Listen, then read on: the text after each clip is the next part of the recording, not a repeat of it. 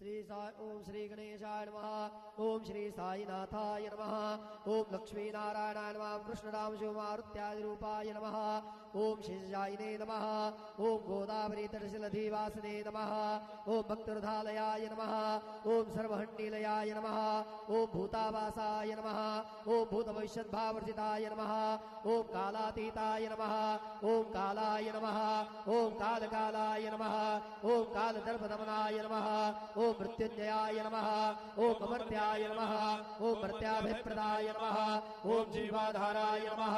ओम सर्वाधाराय नमः। ओम भक्तामसमर्थाय नमः। ओम भक्तामप्रतिज्ञाय नमः। ओम अन्नवस्त्रदाय नमः। ओम आरोग्यक्षेमदाय नमः। ओम धनमांगल्यप्रदाय नमः। ओम रिद्धिसिद्धिदाय नमः। ओम पुत्रमित्रगदत्तबन्धुदाय नमः।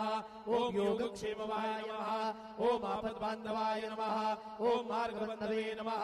ओम भक्तिमुक्ति स्वर्गापवर्गदाय नमः। ओम प्रियाय नमः। ओम प्रीतिवर्धनाय नमः। ओम अंतर्यामिने नमः। ओम सच्चिदानंदमणे नमः। ओम नित्यानंदाय नमः। ओम परमसुखदाय नमः। ओम परमेश्वराय नमः। ओम परब्रह्मणे नमः। ओम परमात्मने नमः। ओम ज्ञानस्वरूपिणे नमः। ओम जगदपित्रे नमः। ओम भक्तानां मातृधातृपितामहाय नमः। ओम भक्ताभयप्रदाय नमः। ओम भक्तपराधीनाय नमः। ओम भक्तानुग्रहकातराय नमः। ओम शरणागतवत्सलाय नमः। ओम भक्तिशक्तिप्रदाय नमः। ओम ज्ञानवैराग्यदाय नमः। ओम प्रेमप्रदाय नमः। ओम संशय दौर्बल्यपापकर्मवासनाक्षयकराय नमः। ओम हृदयग्रन्थिभेदकाय नमः। ओम कर्मध्वंसने नमः। ओम शुद्धसत्त्वस्थिताय नमः। ओम गुणातीतगुणात्मने नमः। ओम अनन्तकल्याणगुणाय नमः। ओम अमितपराक्रमाय नमः। ओम जैने नमः। ओम दुर्दर्शाक्षोभ्याय नमः। ओम अपराजिताय नमः। ओम त्रिलोकेशाधिपतये नमः। ओम अशक्यरहिताय नमः। ओम सर्वशक्तिमूर्तये नमः। ओम सर्वसुन्दराय नमः। ओम सुलोचनाय नमः। ओम बहुरूप विश्वमूर्तये नमः। ओम अरूपाव्यक्ताय नमः। ओम अचिन्त्याय नमः। ओम सूक्ष्माय नमः। ओम सर्वान्तर्यामिने नमः। ओम मनोवागतीताय नमः। ओम प्रेममूर्तये नमः। ओम सुलभदुर्लभाय नमः। ओम सहाय्यसहायाय नमः। ओम अनाथनाथ दीनबन्धवे नमः। ओम सर्वभारतये नमः। ओम अकर्मानेककर्मसुकर्मिणे नमः। ओम पुण्यश्रवणकीर्तनाय नमः। ओम तीर्थाय नमः। ओम वासुदेवाय नमः। ओम सदागतये नमः। ओम सौपराय नमः। ओम लोकनाथाय नमः। ओम पावनानगाय नमः। ओम अमृतांश्रे नमः। ओम भास्करप्रभाय नमः। ओम ब्रह्मचर्य तपश्चर्यादि सुव्रताय नमः। ओम सत्यधर्मपरायणाय नमः। ओम सिद्धेश्वराय नमः। ओम सिद्धसंकल्पाय नमः। ओम योगेश्वराय नमः। ओम भगवते नमः। ओम भक्तवत्सलाय नमः। ओम सत्पुरुषाय नमः। ओम पुरुषोत्तमाय नमः। ओम सत्यतत्त्वबोधकाय नमः। ओम कामाधीशवैरिध्वंसने नमः। ओम अभेदानन्दानुभवप्रदाय नमः। ओम समसर्वसम्पदाय नमः। ओम श्री दक्षिणामूर्तये नमः। ओम श्री वेङ्कटेशरमणाय नमः। ओम अद्भुतानन्दचर्याय नमः। ओम प्रपन्नादिहराय नमः। ओम संसार सर्वदुःखक्षयकराय नमः। ओम सर्वविद सर्वतोमुखाय नमः। ओम सर्वान्तरमयस्थिताय नमः। ओम सर्वमङ्गलकराय नमः। ओम सर्वाभीष्टप्रदाय नमः। ओम सर्वमार्गस्थापनाय नमः। ओम श्री समर्थ सद्गुरु साईनाथाय नमः। श्री सच्चिदानंद सद्गुरु साईनाथ महाराज की नमः। पार्वती पते हर हर महादेव हर।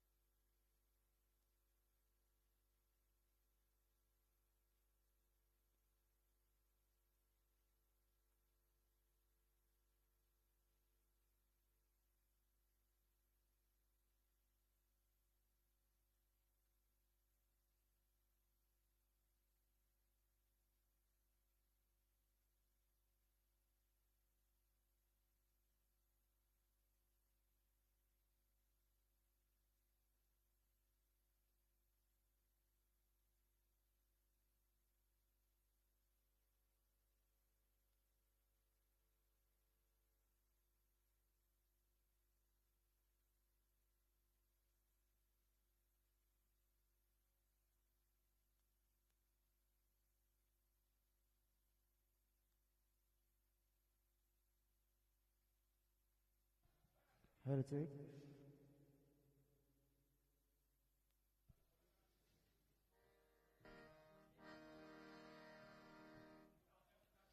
गुरुर्ब्रह्मा गुरुर्विष्णू गुरुर्देव महेश्वर गुरुर्साक्षात् परब्रह्म तस्मै श्री गुरुवे नमः तस्मै श्री गुरुवे नमः।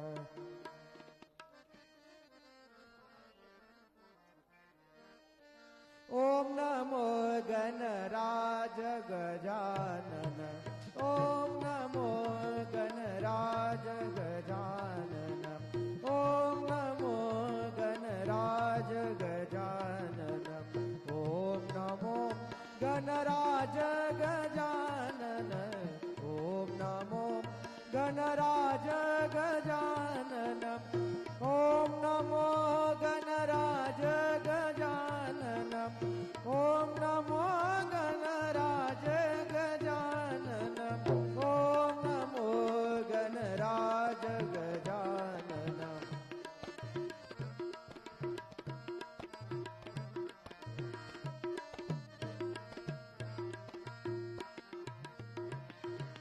रुमझुम टाळ वाजे लप लप तोंड हाले रुमझुम टाळ वाजे लप लप तोंड हले नाचत येई अंगना नाचत येई अंगना ओम नमो गणराज गजानन ओम नमो गणराज गजानन।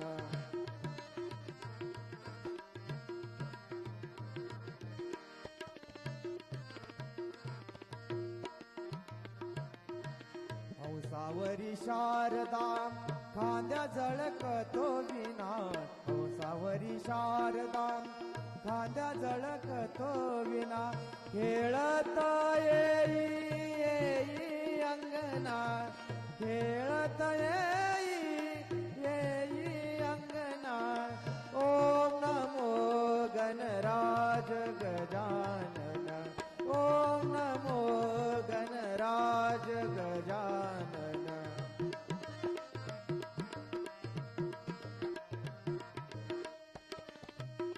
श्री सच्चिदानंद सद्गुरु साईनाथ महाराज की जय।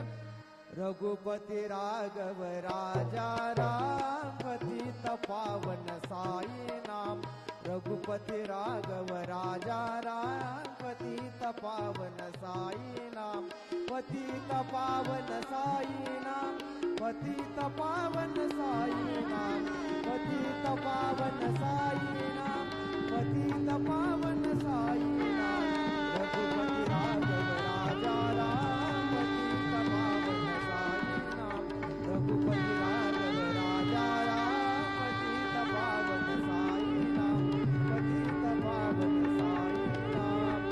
श्री सच्चिदानंद सद्गुरु साईनाथ महाराज की जय।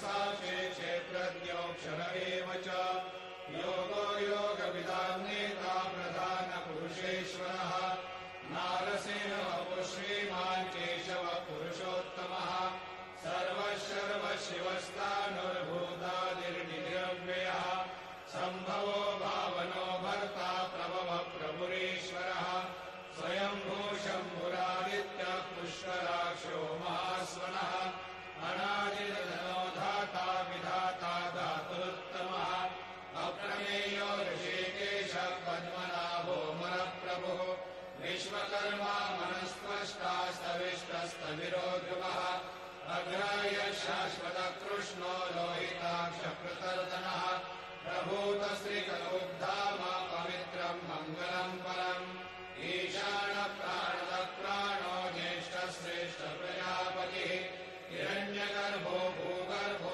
माधवो मधुसूदनः ईश्वरो विक्रमी धन्वी मेधावी विक्रमक्रमः अनुत्तमो दुराधर्ष कृतज्ञ कृतिरात्मवान् सुरेशः शरणम् शर्मा विश्वरेता प्रजाभवः अहः संवत्सरो व्यालप्रत्ययः सर्वदर्शनः अजः सर्वेश्वरः सिद्धः सिद्धिः सर्वादिरच्युतः वृषाकविरमेयात्मा सर्वयोगविनिःसृतः वसुर्वसुमना सत्यः समात्मा संविदः समः अमोघः पुण्डरीकाक्षो वृषकर्मा वृषाकृतिः रुद्रो बहुशिरा बभ्रुर्विश्वयोनिषु जिश्रवाः अमृतः शाश्वतस्तानुर्वरारोहो महातपाः सर्वगः सर्वविद्भानुर्विश्वक्सेनो जनार्दनः वेदो वेदविदव्यङ्गो वेदाङ्गो वेदवित्कविः लोकाध्यक्षसुराध्यक्षो धर्माध्यक्षकृताकृतः चतुरात्मा चतुर्व्यूहश्चतुर्दंशश्चतुर्भुजः राजिष्णुर्भोजनम् भोक्ता सहिष्णुर्जगदादिजः अनघो विजयो जेता विश्वयोनिः पुनर्वसुः उपेन्द्रो वामनः प्रांशो नमोघः सुचिरोर्जितः अतीन्द्रः सङ्ग्रहः सर्गो धृतात्मा नियमो यमः नेत्यो वैद्य सदा योगी वीरः माधवो मधुः अतिन्यो महामायो महोत्साहो महाबलः महाबुद्धिर्महावीर्यो महाशक्तिर्महाद्युतिः अनिर्देशो श्रीमानमेयात्मा महादिदृग् महेश्वासो महीभर्ता श्रीनिवाससताङ्गतिः अनिरुद्धसुरानन्दो गोविन्दो गोविदाम्पतिः मरीचिर्दमनो हंसः सुपर्णो भुजगोत्तमः हिरण्यनाभसुतपा पद्मनाभः प्रजापतिः अमृतः सर्वदृक्सिंहः सन्धाता सन्निवान् चिरः अयो दुर्मर्षणः शास्ता विश्रुतात्मा सुरार्यः गुरुर्गुरुतमो धाम सत्यसत्यपराक्रमः निमिषो निमिषश्रग्वी वाचस्पतिरुदारधीः अग्रणीर्ब्राह्मणे श्रीमान् न्यायो नेता समीरणः सहस्रमूर्धा विश्वात्मा सहस्राक्षः सहस्रपात् आवर्तनो निवृत्तात्मा संवृतः सम्प्रमर्दनः अहः संवर्तको वह्निरनिलो धरणीधरः सुप्रसादप्रसन्नात्मा विश्वभुग्विभुः सत्कर्ता सत्कृतः साधुर्जन्मरुनारायणो नरः असङ्ख्येयो प्रमेयात्मा विशिष्टः शिष्टकृच्युतिः सिद्धार्थसिद्धसङ्कल्पः सिद्धिरः सिद्धिसाधनः वृषाही ऋषभो विष्णुर्वृषपर्वा वृषोदरः वर्धनो वर्धमानश्च विविक्तः श्रुतिसागरः सुभुजो दुर्धरो वाग्मी महेन्द्रो वसुदो वसुः नैकरूपो बृहद्रूपः शिपिविष्टप्रकाशनः ओजस्तेजो द्युतिधरप्रकाशात्मा प्रतापनः रुद्रस्पष्टाक्षरो मन्त्रश्चन्द्रांशुर्भास्करद्युतिः अमृतांशुर्भवो भानु शशबिन्दुस्वरेश्वरः औषधम् जगदस्येतु सत्यधर्मपराक्रमः भूतभव्यभवन्नाथः पवनः पावनो नरः कामः कामकृत्कान्तः कामः कामप्रदप्रभुः युगादिवद्युगावर्तो नैकमायो महाशनः अदृश्यो व्यक्तरूपश्च सहस्रयुनन्तयुत इष्टो विशिष्टशिष्टेश्च शिखण्डे नहुषो वृषः क्रोधः क्रोधकृत्कर्ता विश्वबाहुर्महेधरः अच्युतप्रतितप्राणप्राणनो वासवानुजः अपान्विधिरधिष्ठानमप्रमत्तप्रतिष्ठितः स्कन्दस्कन्दधरो धूर्यो वरदो वायुवाहनः वासुदेवो बृहद्भानो रादिदेव पुरन्दरः अशोकस्तारणस्तारशूरशौरिर्गणेश्वरः अनुकूलशतावर्तपद्मे पद्मनाभोरविन्दाक्ष पद्मगर्भशरीरवृत महर्धिरुद्धोरुद्धात्मा महाक्षो गरुडध्वजः अतुलशरभो भीमः समयज्ञो हविर्हरिः सर्वलक्षणलक्षण्यो लक्ष्मीवान् समितिज्ञयः निक्षरो रोहितो मार्गो हेतुर्नामोदरः सः महीधरो महाभागो वेगवानमिताशनः उद्भवक्षोभणो देव श्रीधर्मः परमेश्वरः करणम् कारणम् कर्ता विकर्ता गहनो गुहा व्यवसायो व्यवस्थानः संस्थानस्थानदो ध्रुवः परब्धे परमस्पष्टः तुष्टपुष्टशुभेक्षणः रामो विरामो विरजो मार्गो नेयो नयो नयः वीरशक्तिपदाम् श्रेष्ठो धर्मो धर्मविदुत्तमः वैकुण्ठः पुरुषप्राणः प्राणदः प्रणवकृतुः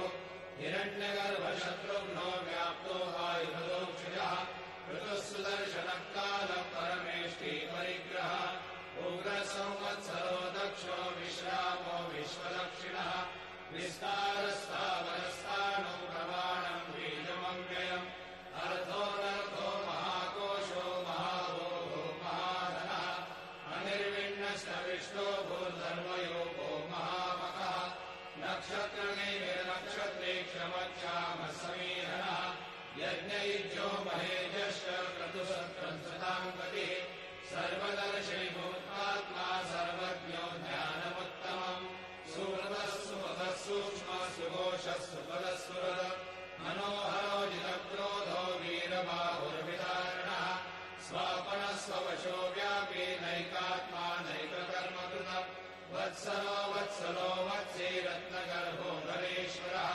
धर्मगुप्धर्मकृद्धर्मे सदसक्षरमक्षरम् अविज्ञाता सहस्रांशुर्विधाता कृतलक्षणः भवस्थिले विसत्त्वस्थः सिंहो भूतमहेश्वरः आदिदेवो महादेवो देवेशो देवभृद्गुरुः उत्तरो गोपतिर्गोप्ता ज्ञानगम्यपुरातनः शरीरभूतभृद्भोक्ता कपीन्द्रो भूरिलक्षिणः सोमवो मृतमः सोमः पुरुषोत्तमः विनयोजय सत्यसन्धो दाशारः सात्वदाम्पतिः जीवो विनयता साक्षी मुकुन्दो मितविक्रमः अम्भो निधिरनन्तात्मा महोदधिशयोऽन्तकः अजो महारस्वाभाव्यो नितामित्रप्रमोदनः आनन्दो नन्दनो नन्दः सत्यधर्मा त्रिविक्रमः महर्षिः कपिलाचार्य कृतज्ञो मेदिनीपतिः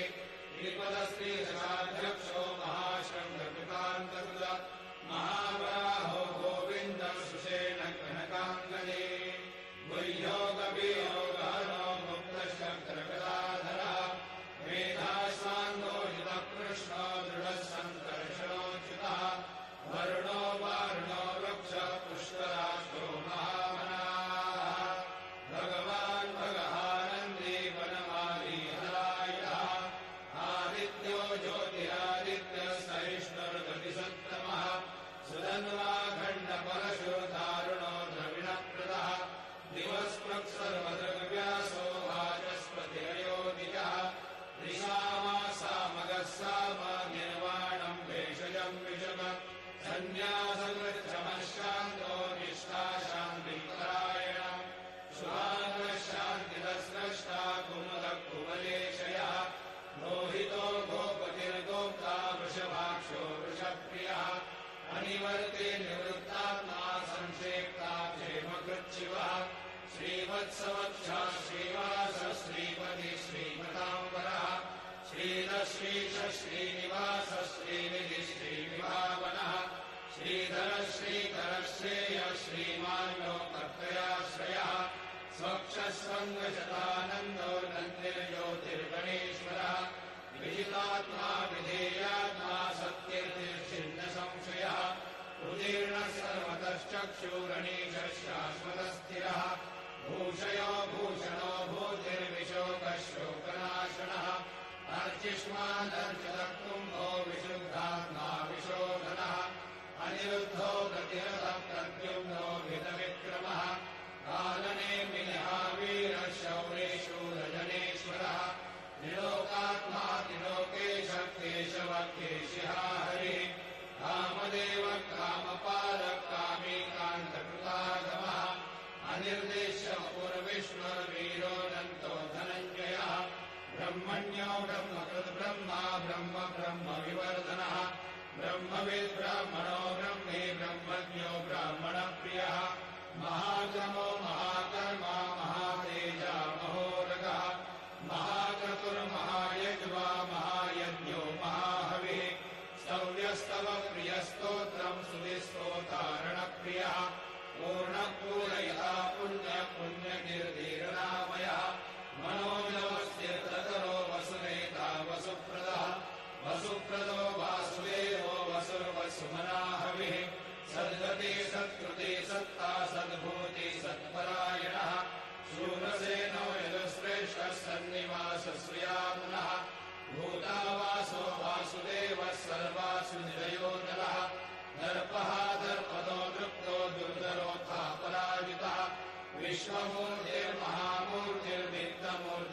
विश्वमूर्तिर्महामूर्तिर्नित्यमूर्तिरमूर्तिमान् अनेकमूर्तिरव्यक्तः शतमूर्तिशताननः एकोनैकः सवक्तः किं यत्तत्पदनमुत्तमम् लोकबन्धुर्लोकनाथो माधवो भक्तवत्सलः सुवर्णवर्णो हेमाङ्गो वराङ्गश्चन्दनाङ्गजे वीरः विषमः शून्यो धृताशीलश्चलश्चलः अमानी मानदो मान्यो लोकस्वामी त्रिलोकगृह सुमेधा मेधयो धन्यः सत्यमेधाधराधरः तेजोरुषो द्विविधरः सर्वशस्त्रभृताम्बरः प्रग्रहो निग्रहो व्यग्रो नैकशृङ्गो गदाग्रजः चतुर्मूर्तिश्चतुर्बाहो चतुर्व्यूहश्चतुर्गतिः चतुरात्मा चतुर्भावश्चतुर्वेदविदेकपाद समावर्तो निवृत्तात्मा दुर्जयो दुरतिक्रमः दुर्लभो